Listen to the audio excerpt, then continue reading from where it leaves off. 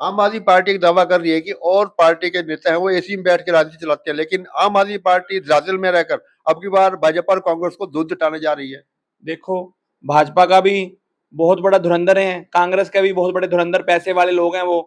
आम आदमी पार्टी ना तो नशा किसी को देगी, इन्होंने आपको पता होगा दारू का नशा तो ये बहुत ज्यादा चलता ही चलता है। और पिछले कुछ इलेक्शनों में ये भी चल रहा है कि आपको पता और तरह के नशे भी इलेक्शनों में चल रहे हैं। ये आप लोग पत्रकार बंधु जी सब बता सकते हैं, पर हम लोग अपने मुंह से कहते हैं अच्छा नहीं लगते। और कई गंदे नशे भी इलेक्शनों में बांटे जाएंगे। लोचा जी, क्या भविष्य में स्टार प्रचारक भी यहाँ पर प्रचार करने के लिए आम आदमी के आएंगे? सर जैसे जैसे जरूरत पड़ेगी, हमारे बड़े नेता ने बोला है जिसकी जरूरत होगी जैसा काम होगा बिल्कुल आएंगे। किस प्रकार की अपील करना चाहोगे आगे मतदाताओं से? अपील तो यही है, सोच समझ कर भ्रष्टाचार अगर चाहते हो, भी 160 करोड़ का तो अभी आपके सामने आया है। अगर यहाँ पे एमएलए साहब का देख लें मिला के, विधानसभा का देख लें और मेयर साहब का देख लें, तो ये 5, 7, 10 हजार करोड़ रुपए का भी घोटाला हो सकता है। हर उसमें साइकिल वाला देख लो, सड़कों वाला देख लो, अगर आप घोटाले देखोगे तो इनका पता नहीं लगेगा। और कांग्रेस वालों ने भी जो घोटाले किए हैं वो भी सबके सामने है। जांच में फिर बाद में जांच सरकारें इन्हीं की सरकारें हैं, तो जांच क्या होगी? सर, मेयर पद के लिए किसको आपने मांग किया है? मेयर पद में बहुत ही ईमानदार राजेश जी हैं, जी जी पढ़े लिखे हैं, युवा हैं। जी। और उनकी सोच है कि हम ये नहीं है कि लोगों को जो जो प्रॉब्लम है प्रॉब्लम के पास जाएंगे। यही हमने दिल्ली में किया, यही हम पंजाब में कर रहे हैं। प्रॉब्लम को ये तो नगर निगम में आप प्रॉपर्टी आईडी का देख लो, कितना बड़ा इन्होंने घोटाला किया है। ऐसी ऐसी प्रॉपर्टियों की रजिस्ट्री होगी जिनकी कभी हमने देखा नहीं था। कि कांग्रेस सरकार में भी कभी हम कहते कांग्रेस ने जमीनों के घोटाले किए, कांग्रेस ने भी ऐसी आईडी नहीं बनाई जो बीजेपी ने बना दी। और उसके बाद और जिसकी आईडी सही है उसकी आईडी बनती नहीं है, जिसकी श्यामलात में भी बहुत जमीनों की आईडी बन गई और रजिस्ट्री होगी, हजारों करोड़ रुपए का ये भी घपला है।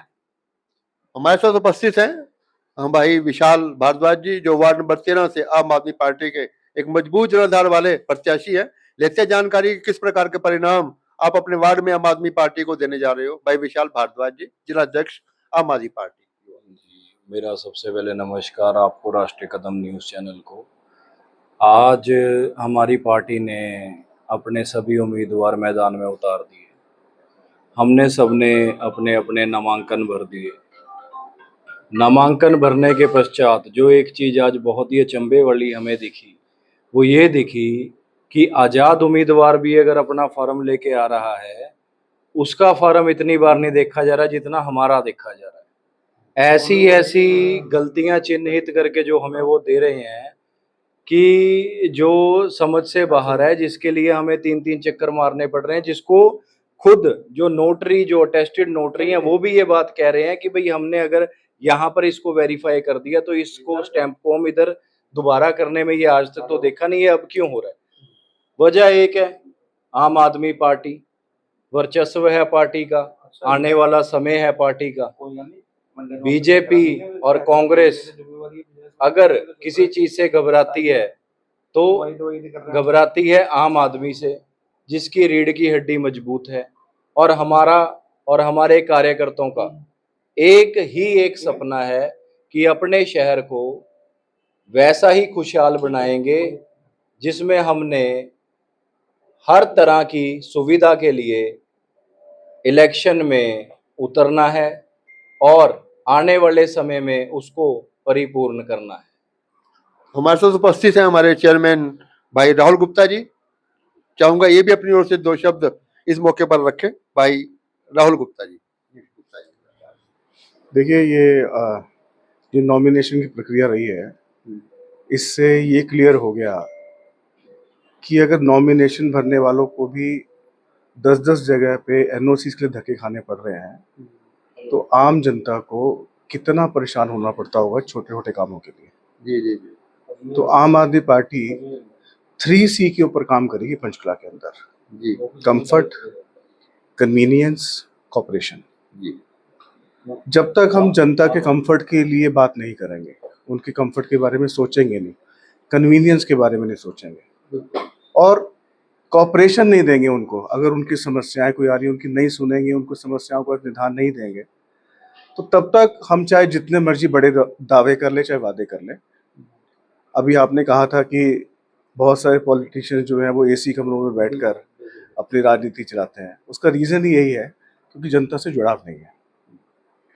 तो हमारा ये मानना है कि एक सिंगल विंडो सिस्टम होना चाहिए पंचकुला के अंदर, जहाँ पर किसी भी व्यक्ति को किसी भी चीज़ की समस्याओं के अगेंस्ट कोई दिक्कत है और अब वो उसको समाधान चाहते जैसे दिल्ली में, पंजाब में है।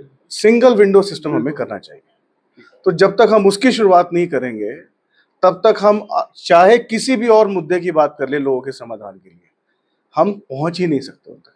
तो जो 3C में आपसे कह रहा हूँ, कंफर्ट, कन्वीनियंस एंड कॉपरेशन, ये आम आदमी पार्टी पंचकुला जिले में जो टीम है हमारी, जो इस बार हम म्यूनिसिपल कॉर्पोरेशन इलेक्शन लड़ रहे हैं, हमारा जो फर्स्ट फोकस रहेगा वो इसी के ऊपर रहेगा। परिणाम आशानुरूप हो रहेंगे।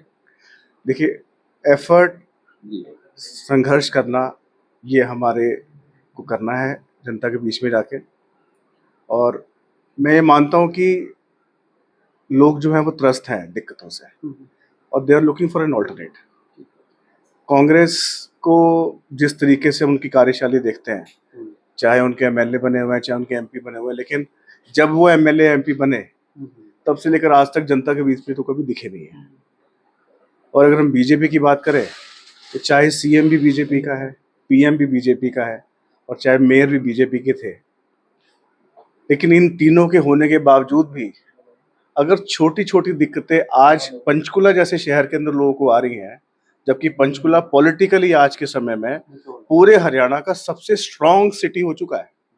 अगर यहाँ पर भी ये समस्याएं हैं तो आप सोचिए पूरे हरियाणा में लोगों को कितनी दिक्कतें आती होंगी। तो मेरा ये मानना है कि लोग एक ऑल्टरनेट, एक अच्छा ऑल्टरनेट देख रहे हैं। अरविंद जी की जो कार्यशैली है, दिल्ली में जिस तरीके से हमने काम किया, नो डाउट दिल्ली में इस बार हम नहीं जीत पाए थे, लेकिन कहीं ना कहीं अब दिल्ली में भी लोगों को ये समझ आ रहा है कि भारतीय जनता पार्टी की सरकार आने के बाद, क्योंकि डिफ्रेंसिएशन तभी होगा, आपको आप कंपैरेटिव मोड में तभी आएंगे जब किसी और का भी काम देखेंगे।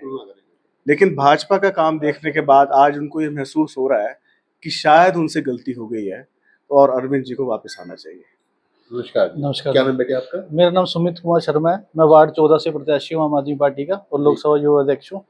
और आज मैंने वहाँ पे जो देखा है एसडीएम ऑफिस में, और जहाँ पटवारी तहसीलदार सारे बैठे हैं, मतलब कि काम एक ही छत के नीचे होना चाहिए। कोई 4 सेक्टर से एनओसी ले रहा है, कोई 2 से, कोई 3 से। मतलब कि कैंडिडेट इतने धक्के खा रहा है फॉर्म के लिए, एक एमसी के लिए, तो आम जनता कितने धक्के खा रही होगी। और आम आदमी पार्टी के जैसे राहुल भारती गुप्ता जी ने बोला है कि फॉर्म 10 बार चेक करे हैं एक ही बंदे के, और बीजेपी का सिर्फ फ्रंट फॉर्म देख के, उनका नाम देख के ओके करके बस दे दिया। तो ये इससे पता लगता है कि बीजेपी की सरकार डरी हुई है। और पंचकुला शहर का हाल देखो आपने क्या कर दिया। जब मैं स्कूल जाया करता था तो रोडवेज की बस में लिखा होता था कि आम का पेड़ चंदन से कम नहीं, हमारा पंचकुला लंदन से कम नहीं। ठीक है, तो उस टाइम पंचकुला सुंदर भी था। अब हर जगह देखो कूड़े के पहाड़, आप 25-26 सेक्टर की तरफ देख लो, उसका जब हवा जिस तरफ जाती है, लोग बुरा हाल हो जाता है, बाहर भी नहीं निकल सकते। सीवरेज की समस्या कॉलोनियों में, वो आम आदमी पार्टी दूर करेगी अगर सरकार आती है तो। उपस्थित है पंचकुला जिला आम आदमी पार्टी के कार्यालय में, जहां पर पार्टी के वरिष्ठ नेता मौजूद है। सबसे पहले मैं बात करना चाहूंगा भाई, जो आम आदमी पार्टी के जिला अध्यक्ष हैं राजीव मनोचा जी, उनके साथ उपस्थित है भाई विशाल भारद्वाज जी, जो युवा आम आदमी पार्टी के जिला अध्यक्ष हैं, और साथ में हैं हमारे राहुल गुप्ता जी, जो चेयरमैन है आम आदमी पार्टी से, और भी साथी खड़े हैं। तो मैं सबसे पहले बात करूंगा मनोचा जी से, क्या सभी पार्षदों ने फार्म भर दिए है, किस प्रकार की अपडेट है और भविष्य में किस प्रकार की रणनीति आम आदमी पार्टी यहाँ से बनाने जा रही है? भाई मनोचा जी। नमस्कार जी। जी सर। सर रणनीति तो यही है, सारे पार्षदों ने जिन्होंने भरे हैं फार्म, अब उनकी देखते हैं क्या क्या। पहली बात तो पहले इतनी एनओसी थी वो पूरी नहीं कर पाए काफी लोग तो, और जिन्होंने भरी हैं उनमें इन्होंने कमियां भी निकालनी है। आपको पता ही है जो सत्ताधारी पार्टी है वो कुछ ना कुछ तो निकालेगी भी, अगर लड़ाई लड़ने की जरूरत ना पड़े, ऐसे ही जीत जाए, ये भी हो सकता है। ऐसा भी दावा किया जा रहा है कि आपने सबसे ज्यादा युवाओं को अब की बार मौका दिया है।